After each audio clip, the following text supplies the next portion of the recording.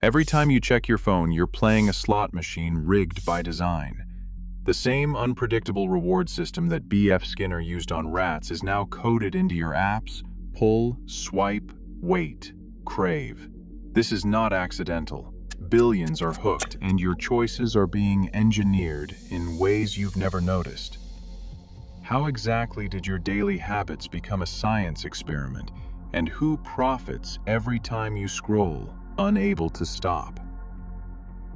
In the 1940s, psychologist B.F. Skinner placed a hungry rat inside a simple box. There was one lever, and every so often a food pellet would drop when the rat pressed it. But the reward did not come every time. Sometimes it took 3 presses, sometimes 10, sometimes just 1. Skinner called this a variable ratio schedule. The result was striking. The rat pressed the lever at a frantic, steady pace, far more than if the reward had been predictable.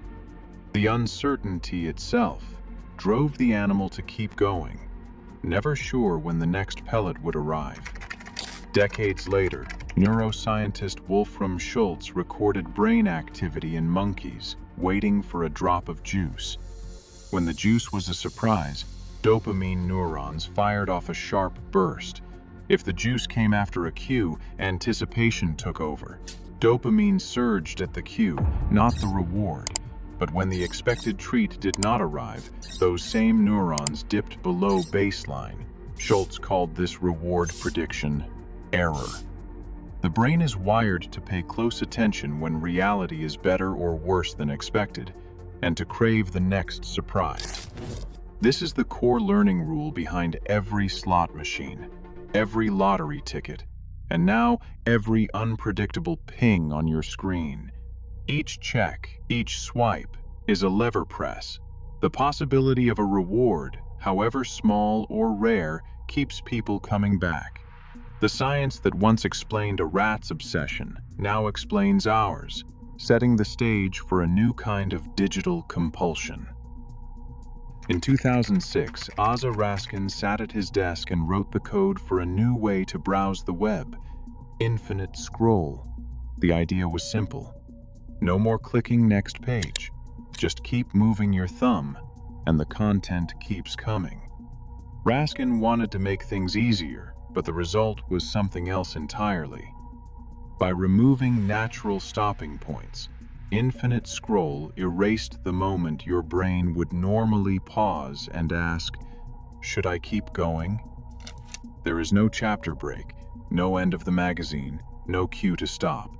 The only limit becomes your own self-control, and that is no match for a feed that never runs dry. Raskin has since called infinite scroll behavioral cocaine.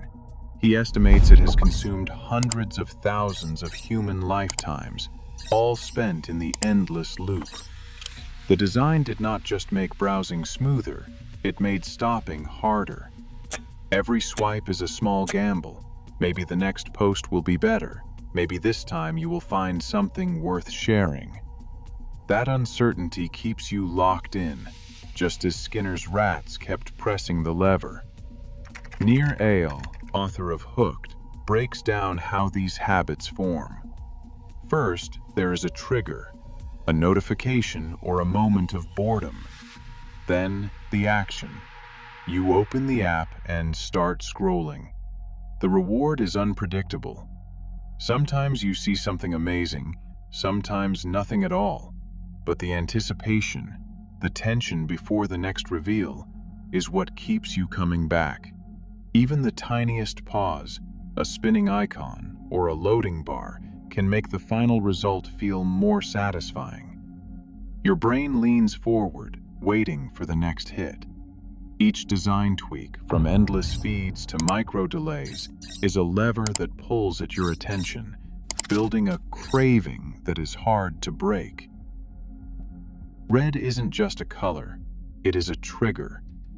In 2004, Kaya and Epps found that red signals urgency and excitement, while blue creates calm and trust. That is why notification badges almost always glow red, demanding attention, while backgrounds and menus lean on blue. inviting you to stay. Every visual detail is tuned to steer your eyes and emotions. But color is just the first layer. What you see next is not random. Eli Pariser coined the term filter bubble to describe how algorithms quietly curate your feed. Each swipe, pause, and like trains the system to predict what will keep you engaged the longest. The result is a feed tailored to your impulses, one that feels personal, but is really optimized for your attention. Shoshana Zuboff calls this surveillance capitalism. Your clicks and pauses are turned into data, then sold to advertisers eager to buy your focus. Platforms have even learned how to pace the experience. Too much excitement is exhausting, and too little, and you will leave. The rhythm is engineered: average content, then a small win, then something irresistible, then back to average. The almost satisfied loop keeps you scrolling, always hoping the next post will be the one. A single notification can hijack your focus in an instant. Gloria Mark, who has spent decades studying digital interruptions, found that after a ping pulls you away, it can take over 20 minutes to get back on track. Each interruption raises stress, speeds up your work, and leaves you feeling more scattered. The reflex to check your phone is not a personal failing. It is the result of conditioning. The sound, the red badge, the buzz, each is a cue your brain has learned to chase. Adam Alter, author of Irresistible, calls this engineered addiction. But the same research points to 3 steps that can break the loop. Turn off all but the most essential notifications. Studies show that even a single day without constant alerts leads to less stress and more focus. Batch your checking. Set specific times to look at messages instead of reacting to every ping. Switch your phone to grayscale. Without bright colors grabbing your eye, the urge to check fades. These are not magic fixes, but they give you back the choice of when and whether to pay attention. Right now, your attention is the most valuable commodity online. The same techniques shaping your habits shape society's future. Every swipe is a choice if you realize who is making it. Share your thoughts below.